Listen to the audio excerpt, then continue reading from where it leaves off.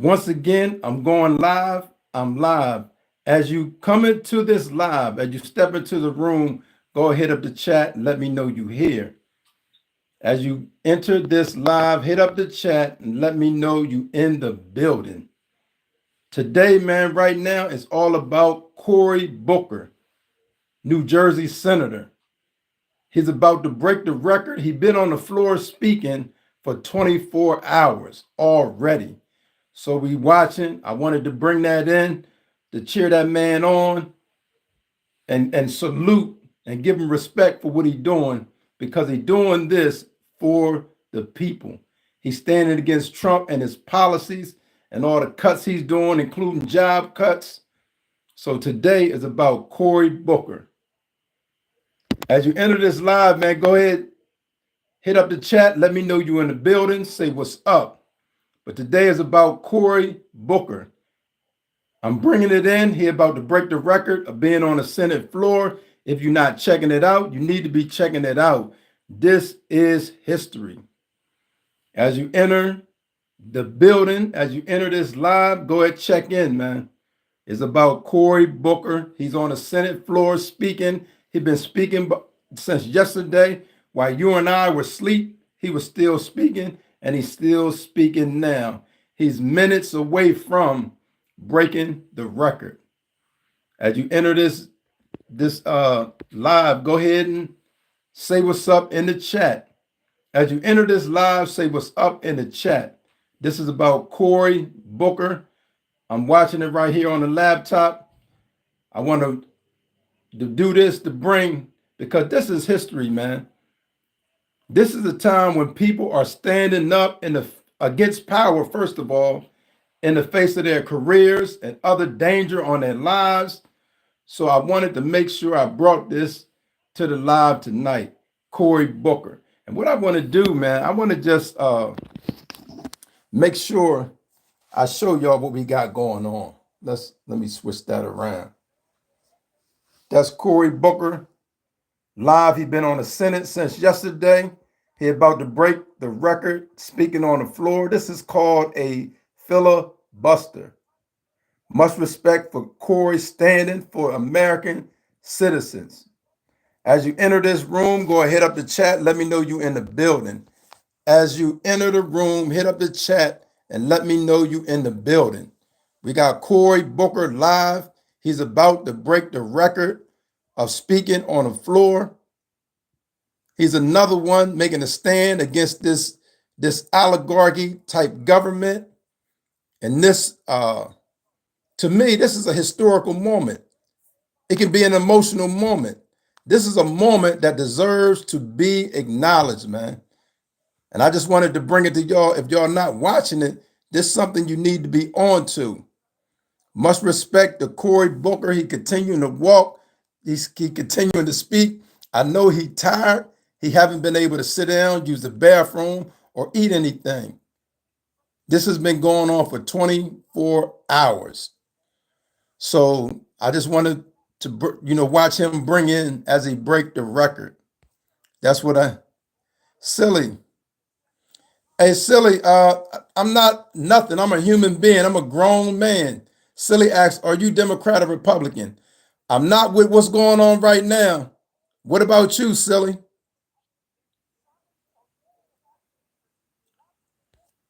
Can you answer that question? What I'm saying, I wanted to bring to y'all, man, this experience. Silly said, I don't really know. Have you voted before ever, Silly? Okay, thank you. I appreciate that. Hey, if y'all on the live, go ahead and share this live. Go ahead and share the live, man, so other people can come in. But right now, I'm celebrating Cory Booker. I'm celebrating Cory Booker. He going to break the record for the longest speaking on the House floor. It's been over 24 hours. As you enter this building, go ahead and say what's up on the chat. As you enter this live, say what's up on the chat. Much respect to Cory Booker, but not only him, it's several others who've been in there giving him a break. But The only way they can give him a break is by asking questions. So they just sit there and ask questions. He still can't leave and sit down. He had to stand there the whole time. Cory Booker is a New Jersey senator. Silly asks, who is Cory Booker? Cory Booker is the one that I just showed.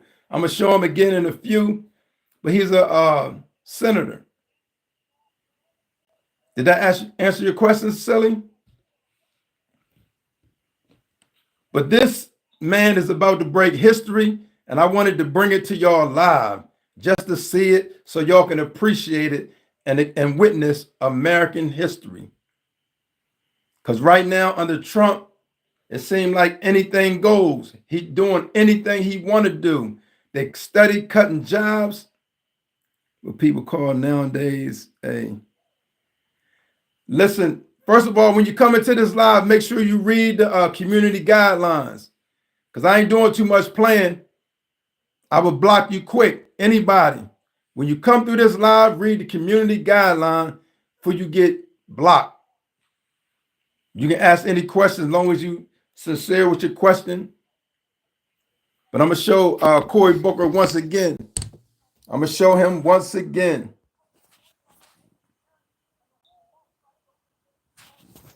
That's Cory Booker. Cory Booker has been speaking, and this is actually called a filibuster. Does anybody know what a filibuster is? This is what this man is doing.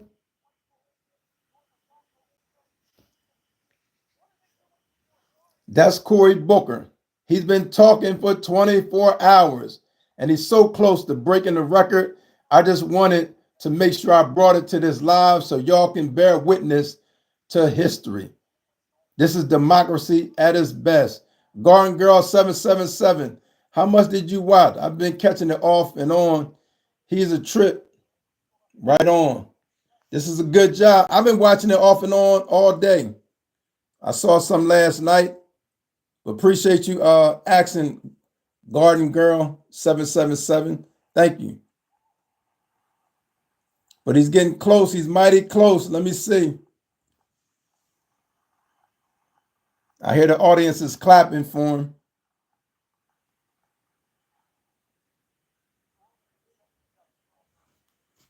Let me let y'all hear a little bit. I'm gonna let y'all hear just a little bit.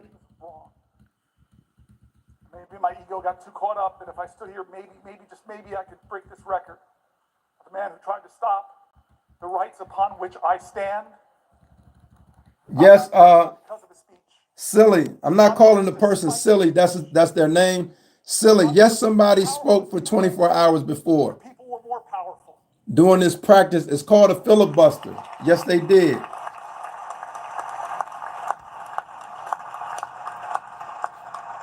I remind you, all those people who believe like me that we've got to redeem the dream, turn again to John Lewis, because you all know the story, my colleagues.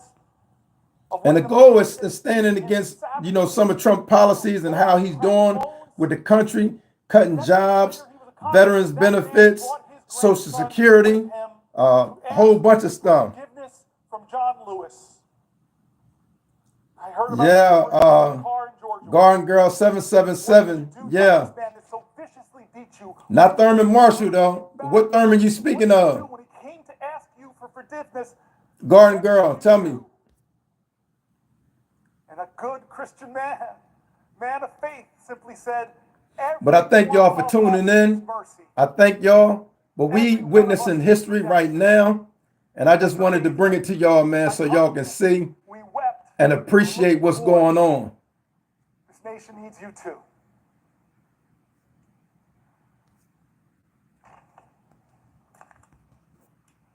John. He's continuing to read. He's so close to breaking the record. He is so close. He's like minutes away. I will let y'all know when he actually breaks the record. He has just broken the record. Do you know how proud America is of you? He has just broken the record. Much respect, Cory Booker, for standing up for the people. We thank you. We appreciate you. He has just broken the record.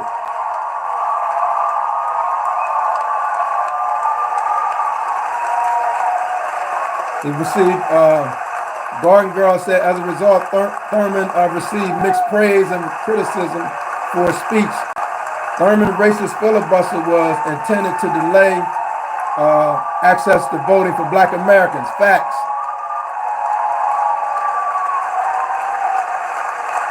Silly, this wasn't no April Fool's joke. Good job, Cory. Now get that man some medical attention. Get him some help. It's a good job, man. This is history right here. People are not just standing back letting Donald Trump do what he want to do. Let's listen for a minute. The chair does not wish to take away from this moment, but I think the best way to honor this great accomplishment to our guests in the gallery, to make a rare exception and let you stand to show your appreciation, I will not constrain my fellow senators. Thank you. Chuck Schumer, I have yielded for a question, and you asked me, did I know? I know now. Yes, Garden Girl, he need to use the bathroom. Hey, EC, EC said, what happened? As you see, Cory Booker just broke the record on the Senate floor. He's been there since yesterday. I don't want to wrap this up yet. But he broke the record. My mom's been watching. I know Ocasio-Cortez Masto has a podium in front So of we her. just celebrating that. Let's go a little further if we can, just a little further. I love, and again, I know people are trying to train each other, and all of our media operations, they give the worst images of the people of the other party. Garden Girl, yes, he was preaching. My staff gave me is something Ted Cruz said, is he's around 19-20 hours, he said, maybe I should pull a fire alarm, he's going to break my record. I'm going to pause in a moment if she has a question for me to Catherine Cortez Masto, because she's my mother, but I do want to just say again, 2 points to make if I can. One is how grateful I am to my staff. We thank you, Cory. We thank you. We decided to do this many days ago. Garden Girl, listen, if you haven't already, go and subscribe to the channel for me. Garden Girl, subscribe to the channel. Hit the notification bell. To do this. And we started preparing and working on this, and they did an extraordinary job. Garden Girl, can you do that for me? Writing. I just feel guilty because they wrote about 10 books. Like and share this. Share this. And we didn't use all of them. Thank you, Garden Girl. Appreciate you. Stuff pulling from Republicans and Democrats in critique of this moment, pulling from Democrats and Republicans, Republican governors that are saying, do not cut Medicaid. States that know, as my colleagues do, that have a trigger, that if the Medicaid funding goes below 90%. For those just checking in, Cory Booker just broke the record. Cory Booker just broke the record, speaking on the Senate floor. People in our country that Republicans and Democrats. You have a good night too, Garden Girl. Cato Institute, the Manhattan Institute, all people who are honest. Thank everybody for tuning in. That what Trump is doing is wrong. That a budget like this that blows massive holes in our deficit, it will be something our children are trying to pay for. And what are they ultimately paying for? That's caused this big deficit? It's trillions of dollars of tax cuts that people like Doge, multi-billionaire Musk will benefit from, but children won't. They did such a good job bringing together authorities on both sides of the aisle. I just want to thank them. I want to thank my cousin Pam and my family. Cousin Pam, like Chris We Murphy, thank was you, here Cory the whole Booker. time. I want We to thank appreciate you. Chris Thank Murphy you. again.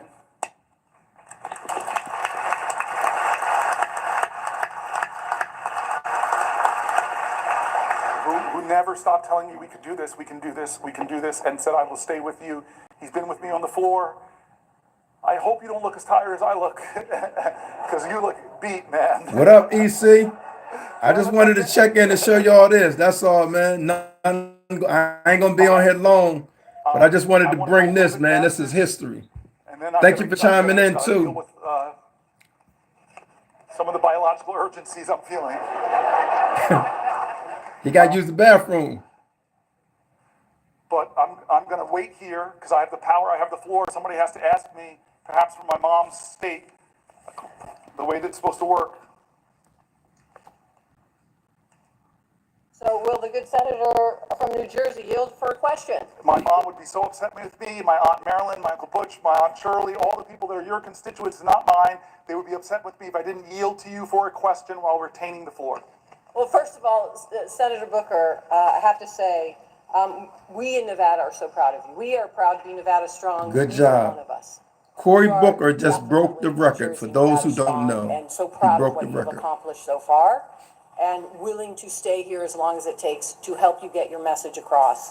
And I think that's the important moment. We are all here right now. So I want to pose a question to you, actually a couple questions, but I want to start off and set the stage here because Thank y'all for you tuning have in. been Cory here Booker now, just what, broke for the over 24 record. hours. You are missing some of the national news, things that are happening out there.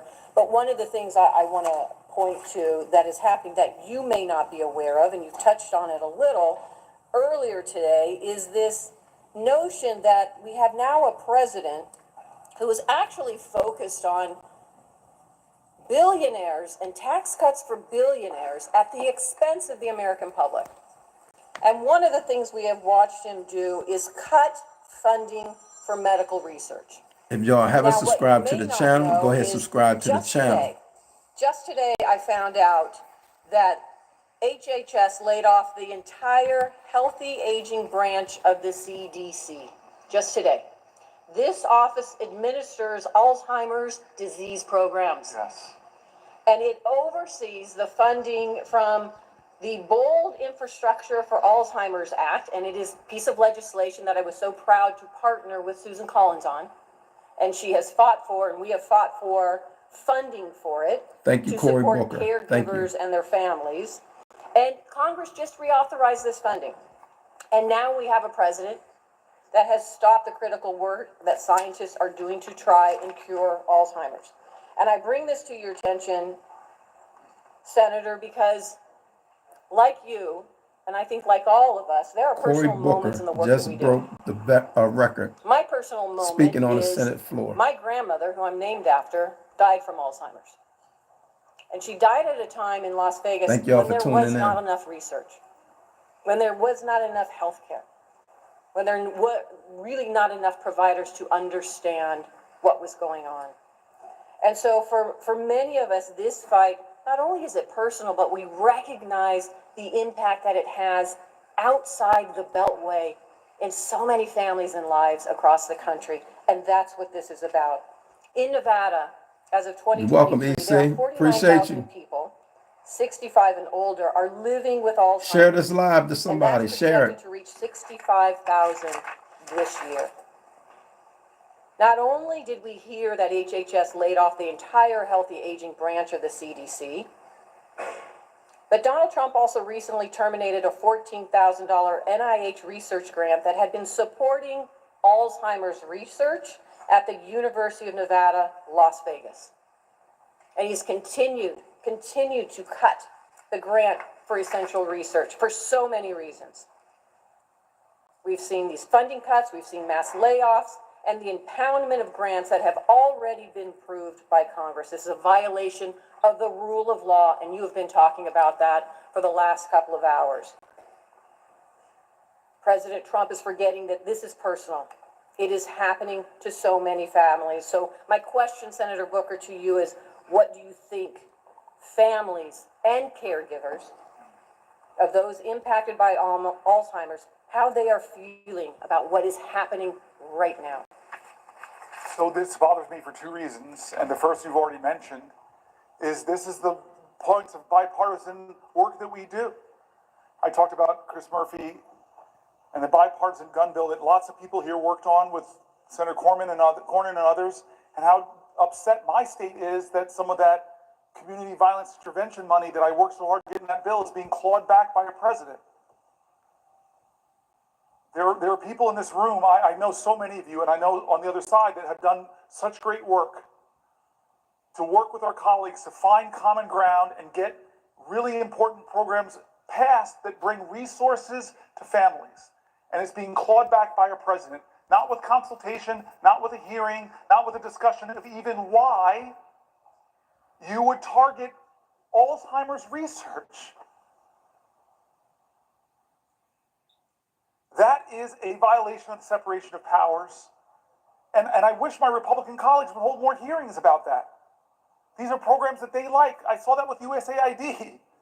I worked with Marco Rubio on some of that programs and those investments that are now been cut and clawed back.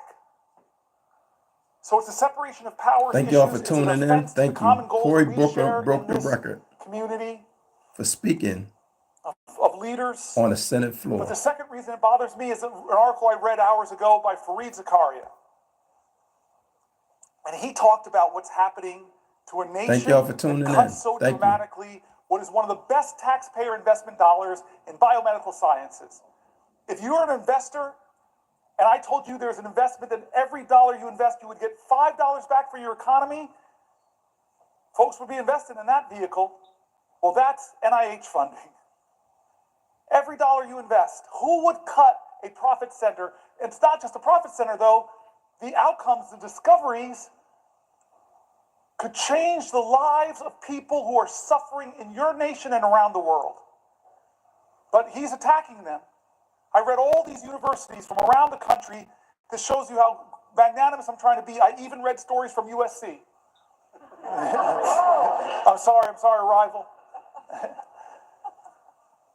That all of these universities are cutting their postdocs, cutting their PhDs, cutting the lending, because they don't know, as Donald Trump threatens, the direct costs they're stopping. And Fareed Zakaria said so painfully to all Americans with Americans' pride, as we are doing that, China, who, when they had that Cultural Revolution, they first went after their universities. Now, modern China, their government is doing the opposite. They're trying to out-America us. They're massively increasing their investments in scientific research because they know if they get ahead of us on quantum computing, all of our subs can be located. God knows what could happen. They could, any kind of cryptology they could break. They know if they get ahead of us on scientific research, the power and advantage it will give them, so they're doubling down. But what are we doing in America? We're tolerating a president that is cutting the funding that will predict who defines the future and what values will define those futures. Will it be democratic values, or will it be the values of the country that's competing with us to beat us, and right now we're giving them a head start?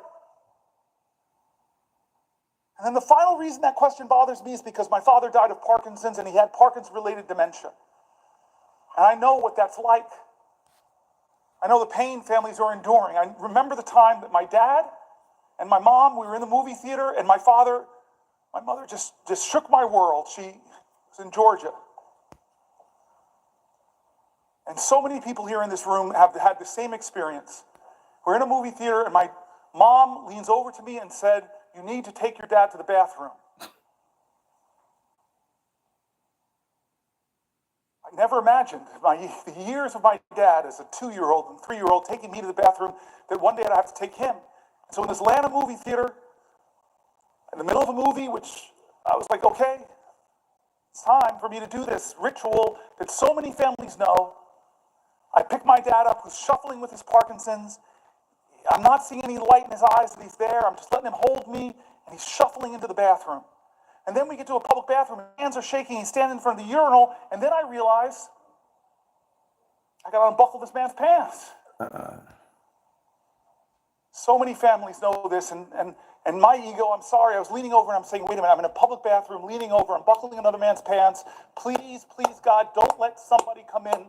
And as if God heard my call, someone walked in. And I hear the person walk, and I'm like, just please keep walking. Go into a stall, please keep walking. And then suddenly I hear the feet walk past me and stop. And then the man turns around and says, "Oh my God, Cory Booker." And then I look up at my dad, and I see the clarity in his eyes. He is 100% there, and he's grinning and loving my mortified embarrassment.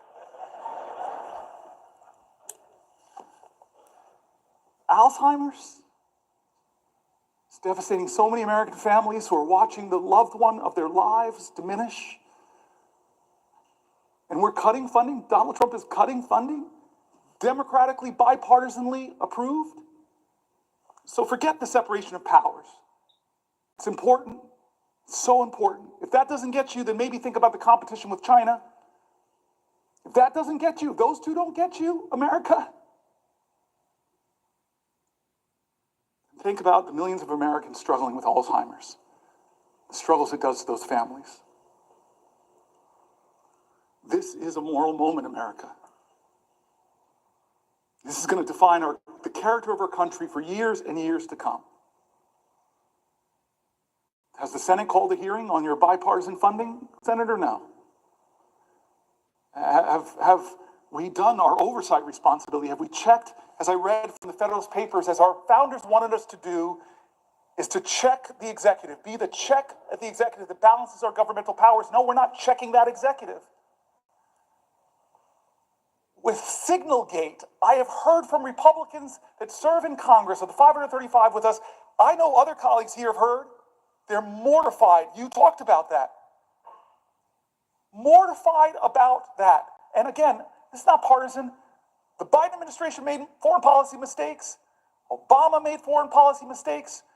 Reagan, when I was growing up, I was hearing about the Iran-Contra scandal. So I'm not going to be one of those people that the pristine, perfect Democrats. We've made mistakes. We've made failings. We've let the public down. We have some reckoning in our own party that we're working on right now. But that doesn't say that you should just be one of these people that says, well, Biden did it. No, you should be a leader of character that says there's something wrong here. And in fact, it could point to real problems in the national security of our country and the laws that we established. One of those laws is very simple. You're supposed to preserve records. How can a signal chain that disappears not be a violation of the law of this land? Is there a hearing on that? Head of the Intel Commission, not a hearing at all. Where are the checks and balances spelled out in the Constitution? We are derelicting our duties here in the Senate. We really are. And the consequences of that is the very national security of our country. How many times do you think this was the first time they created a signal chat? Or is this a pattern of practice? You're a really rational man. I keep looking at you, Mark. You're my leader on these issues. Or Jack Reed. No, this indicates a real problem, and the Senate, the United States Senate, should get to the bottom of it.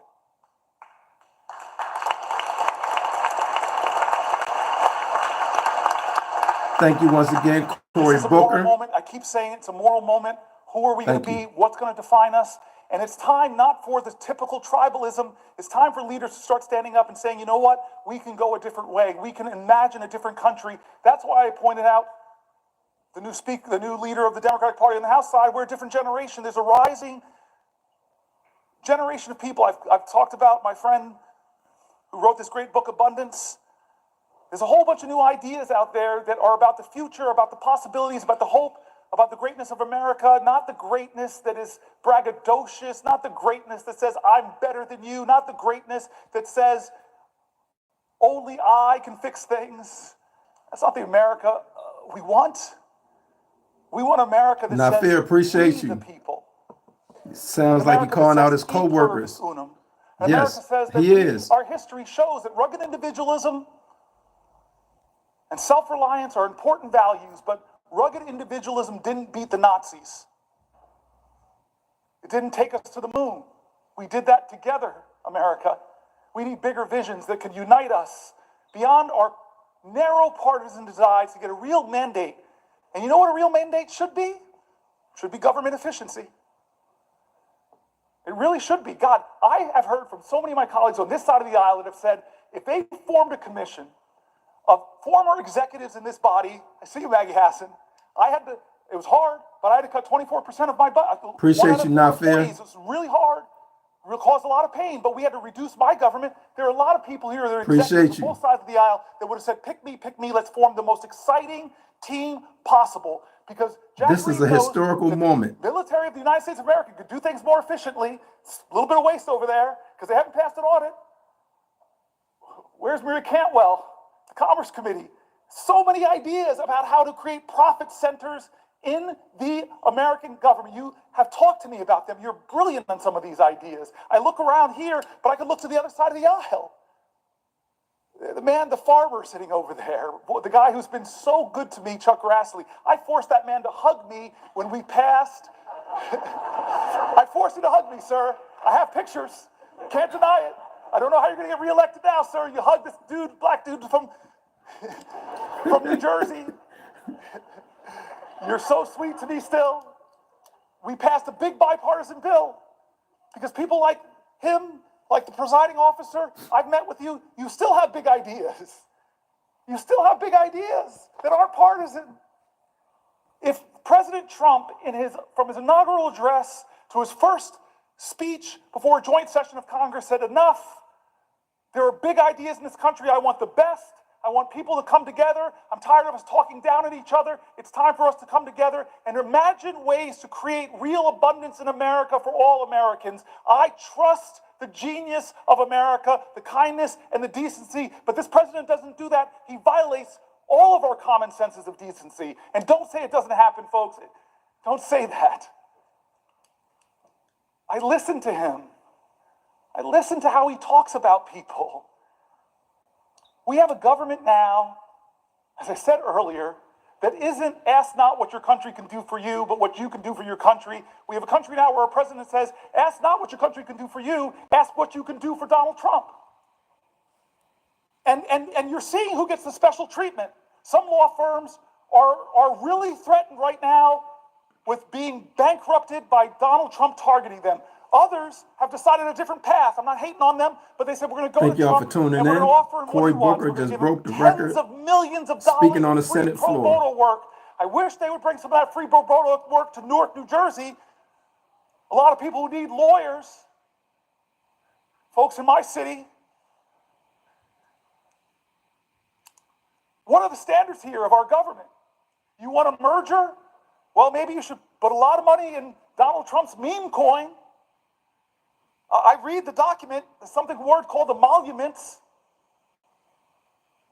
And we sit by and act like, oh, no big deal. He's made millions and millions of dollars from who we don't know. We haven't held one hearing of oversight to know who is giving him millions of dollars for that meme coin. Is it the Turks? Is it the Saudis? Is it the Chinese? Is it the Russian oligarchs? Do we know? Should we know? Yes, America, stop falling into tribal lanes and closing your eyes to things that should not be normalized. Why are we normalizing these things? They're wrong. They're patently, on the face of it, is wrong. If you use signal to discuss a military attack, the time of the attack, the weapons that are going to be used, and you do it on a commercial app and decide to include a reporter, Not there fair. should He be is speaking. accountability. Am He's I speaking some good crazy? stuff right now. Thank you. Order.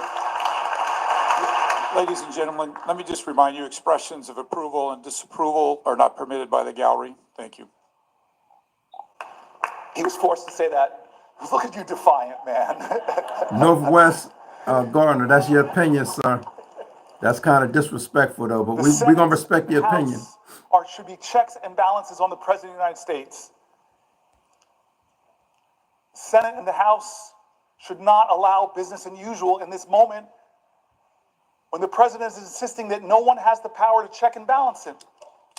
When a judge does it, when a judge decides on the soundness of his legal observations to have a ruling,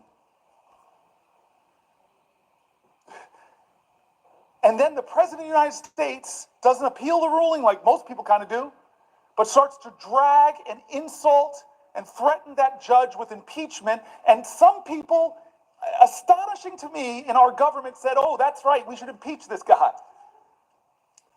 That's not a question of left or right, that's a question of right or wrong. We're normalizing this behavior. We're letting him do things that Republicans, Democrats should say together are wrong.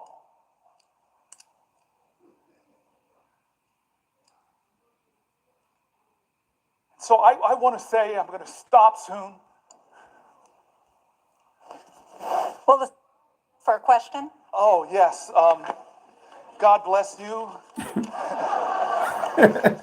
I will yield. for a question while retaining the floor. Thank you. I want to start, before I get to my question, with just saying how proud I am, how proud we all are of you. And I think I'm old enough to remember Strom Thurmond's filibuster. I can remember being in high school and seeing the news every night and the reporters coming from the steps of the Capitol because they were filibustering the Civil Rights Bill. And what I'm proud of is that your focus on democracy and the opportunities of that democracy opens up for all of our rights, in my mind, cancels out what Strom Thurmond did to prevent African Americans and others from getting the rights they deserve in this country. So I'm proud of that.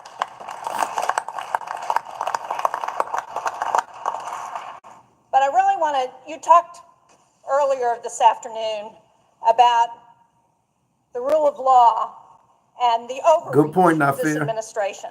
They're going to And as look part back of that, you went through a litany of agencies and that shake their Congress had head. established that That's a fact. this president is trying to take away.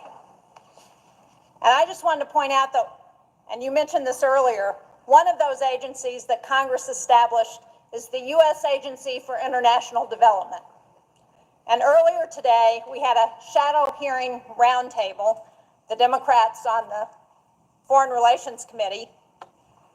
It was on the dangerous consequences of funding cuts to U.S. global health programs. And I know that Northwest Gardner, as good ranking point. member on But the you still got to do subcommittee on right by the Africa and people. global health policy, You got to do you would right have by the really been people as interested in president. this. I'm glad you were here on the floor, but I wish you could have heard what we heard from the people who testified. We heard from Atul Gawande, who used to be the administrator of USAID, their global health program. We heard from Dan this ain't about Schwartz, Democrats and Vice Republicans, President man. of It's Management bigger than that. Sciences for Health, that's a contractor that works on global health programs. And we heard from Nick Enrich, who's the former assistant administrator for global health at USAID. And they started out by talking about what global health has accomplished through USAID. PEPFAR has saved more than 26 said million left, lives. right, same It's bird. reversed the spread of We need to wake up. HIV/AIDS. Good point. They've done malaria prevention and control for over 500 million people. They've eradicated smallpox and eliminated most of polio. They've reduced infant mortality by more than 59% since 1990. They've supported cholera, measles, and Ebola outbreak response.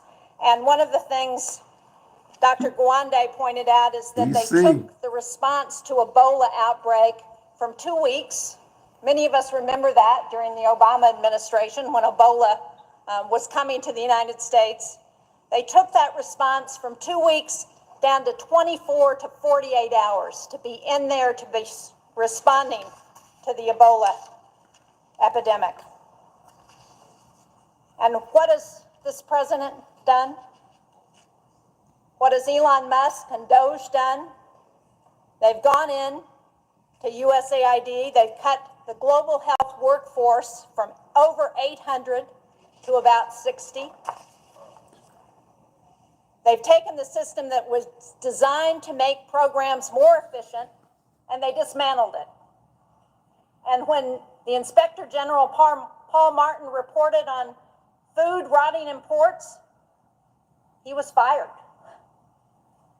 USAID has been the largest civilian ground force to address global goals. Northwest Gardner. Some of that Doge stuff got to be fact checked. Dr. Gawande said, what we learned from USAID is that prevention is a whole lot more efficient and a lot cheaper than emergency treatment. He said that what we spend on global health through USAID has been $9 a household in America in a year. $9. Think about what we've done with that $9. And as they were going through the litany of programs that have been cut, the one that caught my eye was 75% of the pandemic threat comes from diseases jumping from animals to humans. That program has been terminated. 75% of the threat of future pandemics. So, as we think about rule of law and the overreach of this president, would you agree with me that there has been no consultation with Congress about any effort to move USAID into the Department of State, and that because Congress created this agency, Congress has got to be involved in reauthorizing whatever comes next, and that this president and his Doge boys need to understand that before they take any more steps at USAID?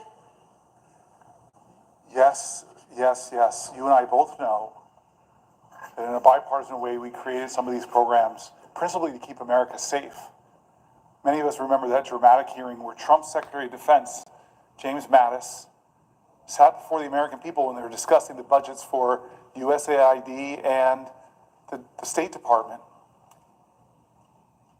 And John Mattis knew the power of those programs to keep us safe. You mentioned infectious diseases. Well, we live in a world where an infectious disease anywhere is a threat to public health everywhere.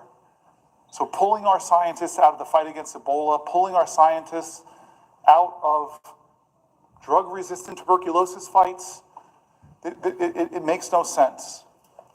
And then, in terms of our safety, he just simply said, if you cut these programs, buy me more bullets, because our fight's to spread democracy. There are nations in Africa, for example, where the Chinese are trying to influence a different way of life. That's why so many African countries now won't criticize China for things that the rest of the world say are bad, because they owe them so much debt, they're so engaged, they're so overplaying the fact. Chris Coons said something, I think it was Chris Coons said something painful earlier about Myanmar. This horrific thing. America, the most generous country on the planet, when there's a crisis, we lead the rest. I've sat in meetings in a bipartisan way with ambassadors from other countries where we had the moral authority to tell them, you're not doing enough. And in the Myanmar crisis right now, as Chris Coons said, who's standing there? Not Americans. We don't have the capacity anymore to help. A horrific crisis like that, but the Chinese government is there. Again, it's what defines us. I keep saying this is not a left-right moment. This is a moral moment, and we tell our truth with what we do with our resources. And here's the thing. When you poll people and ask them how much money you spend on USAID, they say, oh, it must be 10% of the American budget. It must be 5% of the American budget. It's around 1% or less. A penny of what tax dollars you send down to Washington goes to help us make sure that around the globe we're countering the hard power of some countries with the power of our light and our soft power. We have been the envy of the world, where people see and know how special America is, because we live the value Thank you for of every commenting, religion, EC. that we're going to love our neighbors. I'm We're trying to gonna hear be there in times of need. And we Cory all Booker. know, with a terrorist group from far away did the most horrific attack, that in a lot of these countries, terrorist groups are trying to counter the democratic governments there. Look in the Sahel region. Look what's happening. When I was in Nigeria, I was shocked to say what they're talking about. Instabilities in the north, the threats of terrorism in the north. I'm going to go for 7 more minutes and stop, but I want to use these last 7 minutes to return one more time to the people of my state and actually other states who demanded we do things different, Okay. who asked for help. Before I do, I just want to thank Mike Lee today. He's my partner in antitrust, a specialty of my friend Amy Klobuchar. And I don't know if you got my text, but you got it, where I said to you, I'm kind of going to the floor to hold it for as long as I can. And I may not make our first subcommittee together on antitrust, where we have a lot of common ground. So I'm sorry I missed it today. I know you'll fill me in, but I know my friend filled in. Thank you.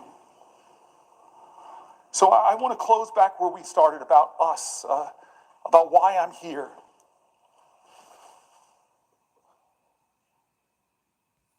I believe that there is an urgent crisis in our country that we are not talking about. It's not a left-right crisis, it's a right-wrong crisis.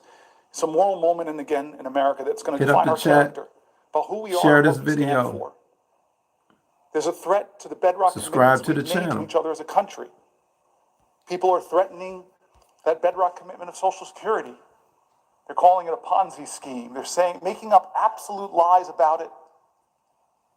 When I read American after American who said that that is their lifeline, they told stories that if they don't get their Social Security payment, or they get caught up because nobody's answering their calls, if the rural Social Security office, I read states red and blue where they're closing Social Security offices, if I now have to drive not 100 miles, but 150 miles at 93 years old, it doesn't quite make sense. One of my colleagues stood up here and said, that's already cutting benefits if you can't access the folks. I stood here because there's a threat to these bedrock commitments. The bedrock commitment we've made in healthcare in this country. We won the defense of the Affordable Care Act, but my colleagues know when you start talking about Medicaid, that's not 20 plus million Americans. It's 70, 80, 90 million Americans. It's our elders in nursing homes. It's our children with disabilities. It's our moms giving birth that are still giving birth in the country with about the highest maternal mortality rates in the industrial world. It's a moral moment. Who do we stand for? Schumer shocked me when he said they're going to use some kind of budget gimmick to push this through. He shocked me, Chuck. I thought this was going to come down to the parliamentarian, but it doesn't sound like it. Now it's just going to get done. With the math, and I read from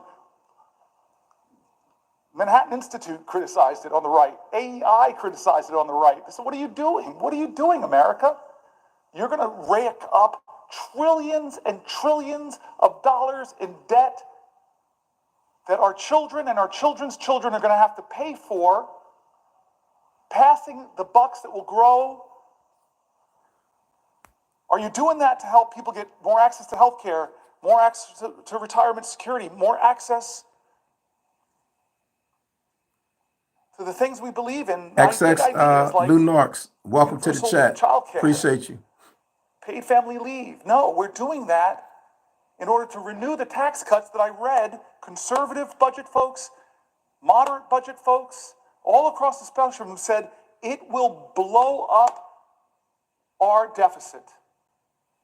And the benefits of those tax cuts, not all, let's not use hyperbole.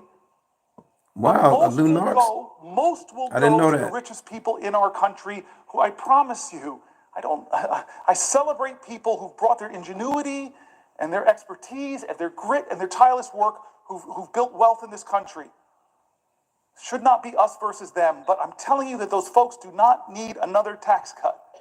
And the corporations who came here, you all remember, said we would like a 25% rate. Cutting employees ain't gonna make it better, Northwest. When we kicked it to 21, not even what they were asking for from 35, it exploded. One of the main reasons it exploded our debt. And we read from conservative groups who just said all these promises that we would grow our way out of our deficit, they didn't materialize. All the promises that were made. Trump, for those who don't remember or weren't here when I read it, was going around telling folks that, tariffs, this is 2017, my tariffs, the money that I get, that will be what we could pay down the debt. The math that they did was that would account for about 1/750th of the debt at that time. But he used that money to try to compensate the farmers that he was hurting with his tariffs. Northwest, them people are working. It's a moral moment, and people are getting hurt, and people are afraid because of the threats to Medicaid cuts. There were people writing in and said $880 billion would devastate me, but even small cuts to services, my whole family, fragile architecture of our finances, if you just pull out the transportation money that my disabled child uses, that will crumble my financial world. And so when you talk about the bigger cuts, we know the math. Many states who expanded Medicare have a trigger that if it goes below 90%, all the Medicare expansion goes off in that state and millions of Americans will be hurt. That's not right, guys. That's not right. And so this is the choices we have before us. Our veterans and the VA. I'm mad at you now. You made me get very emotional with your story. We read John McCain's story. We read the stories of the poems of the unknown soldier looking over us and saying, what are you doing to the Gold Star families? What are you doing to the veterans? Are you living up to your promises that you made? Well, right now, with the cuts of tens of thousands, over 80,000 veterans who work for the VA, but even more, because about 20% or so of all federal workers are veterans. And we read stories from veterans in America who are shaken by what's happening, who are losing their jobs but yet all they want to do is serve. They're not what they're being called. They're not leeches. They're not criminals. They shouldn't be degraded for wanting to continue to serve their nation. This is what we're talking about. Our veterans, our seniors, our health care, our financial security going forward. I asked the question to all those people who voted for Donald Trump, who believed in him that he would lower your grocery prices. I asked you, look at your financial self. Are you better off than you were 72 years ago financially? Well, the answer for most people who believed in him is no. Because he didn't set out 72 days to lower ago. prices. No. He set out to rename the Gulf of Mexico, to threaten Canada, to say I'm going to take over Greenland. He's done a lot of things, 140 executive orders. Many of them actually drive up your costs, make it more expensive to enroll in the ACA, reduce a lot of the tax credits there. He's increased your costs. It's taxed your bedrock services. Stock market tumbles, your 401k accounts are less. Inflation is up. Consumer confidence is down. This is what the voices we brought into this chamber, the voices of our constituents, red states, blue states, the voices of Democrats and Republicans, Republican governors, Democratic governors. We brought all the people that are saying, no, this is a moral moment, not left or right, right or wrong. And so I've tried over the last 25 hours and 1 minute to center the conversation back on what will we do of good conscience. People who are saying, I served this country, I risked my life, shouldn't be able to keep my job. People who are saying, this country once made itself the envy of the world because we invested in high quality education for every child. I don't like what's going on at the end of the Department of Education. People who are saying, I worked harder than I ever have, but the prices on everything in my life are getting higher. People who are saying that the America I learned about in school, the one where people's rights are protected, the people who are saying that why are we yet again going through another healthcare battle that threatens millions of people, the people who are saying that I'm worried about the financial security and the future of my country, the voices of folks. And so I end by saying simply this, where I started was John Lewis. I don't know how to solve this. I don't know how to stop us from going down this road. Chuck Schumer's now told me that they're greasing the skids to do these things. I'm sorry. But I know who does have the power. The people of the United States of America. The power of the people is greater than the people in power. It is time to heed the words of the man I began this whole thing with, John Lewis. I beg folks to take his example of his early days where he made himself determined to show his love for his country at a time the country didn't love him, to love this country so much, to be such a patriot that he endured beatings savagely on the Edmund Pettus Bridge, at lunch counters, on freedom rides. He said he had to do something. He would not normalize a moment like this. He would not just go along with business as usual. He wouldn't know how to solve it. But there's one thing that he would do that I hope we all can do that I think I did a little bit of tonight.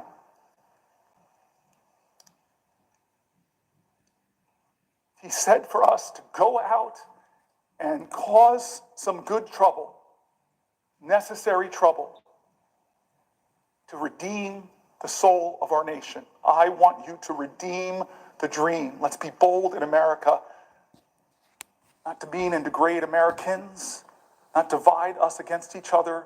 Let's be bolder in America with a vision that inspires, with hope that starts with the people of the United States of America. That's how this country started. We, the people. Let's get back to the ideals that others are threatening. Let's get back to our founding documents, that those imperfect geniuses had some very special words at the end of the Declaration of Independence. It was one of the greatest in all of humanity declarations of interdependence. When our founders said we must mutually pledge to each other our lives, our fortunes, and our sacred honor. We need that now. from all Americans. This is a moral moment. It's not left or right, it's right or wrong.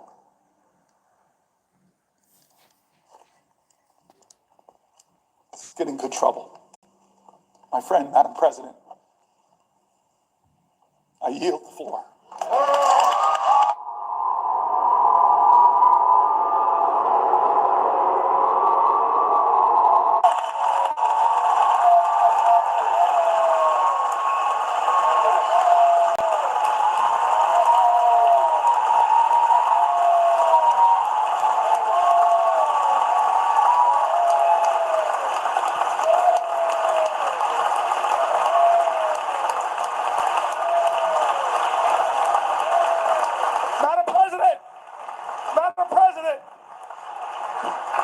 Thank you to the pages, thank you to the parliamentarian staff, thank you to the clerks, thank you to the doorkeepers. There are so many people that make this place special. I kept you up all night, kept you up 24 hours. I just want to say thank you. Thank you, everybody.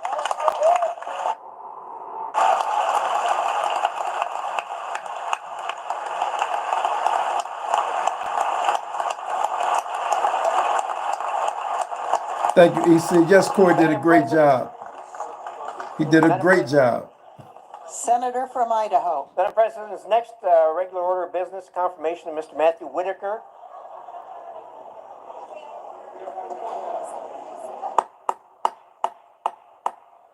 Order in the Senate, please. Order in the galleries. So I just wanted to bring that to y'all, man. I thank y'all for watching. I wanted to bring you because this is a historical and a very important moment. It's times like this when things get difficult where people stand and rise to the occasion. And that's what Cory did. Cory gonna have to get some sleep, probably get something to drink. He got to use the bathroom and sit down somewhere. You did a good job over 25 hours, man. And we got to continue to stand against a government who trying to change. As far as the democracy, that's just about gone. They running this thing like an organized crime. But like I said, thank y'all for watching, man. We appreciate y'all. I want to thank Cory Booker, man, for standing strong and having the courage to do this filibuster and talk for like 25 hours. I know I can't do that. I would have had to go to the bathroom somewhere. But big shout out to Cory Booker, for doing that and staying strong and having the courage. But it's times like these when people are standing up. We see AOC and Bernie Sanders doing these town halls, talking to big crowds, taking questions, interacting with American citizens. And it's not just about Democrat or Republican. It's the billionaires, and then it's the American citizens, man. I thank y'all for watching. If you have not done it, make sure you subscribe to the channel. Hit the notification bell so you can be notified anytime I make a video. I also have a membership. If you want to join the channel, hit the button to follow the link to join and become a member. But like I said, thanks again. I appreciate y'all. I'm going to go and watch some more of it, but that's what I wanted to bring y'all. Thank y'all. Thank y'all. Thank y'all. And it ain't over until it's over. But the way President Trump is treating American citizens, he's treating veterans with the firing, because a lot of them federal employees, like 1/3 of the federal workforce is veterans. So with all that, man, there's no love for our veterans in this country, which is sad. Then you fire department after department just on a firing mission. Why? Because Elon Musk, a billionaire, said that we need to be doing that. This is crazy, man. But like I said, I thank y'all for watching. Make sure you subscribe to the channel. Make sure you subscribe to the channel. Daniel, we respect that. Daniel said, long live President Trump. We respect that. He said, MAGA forever.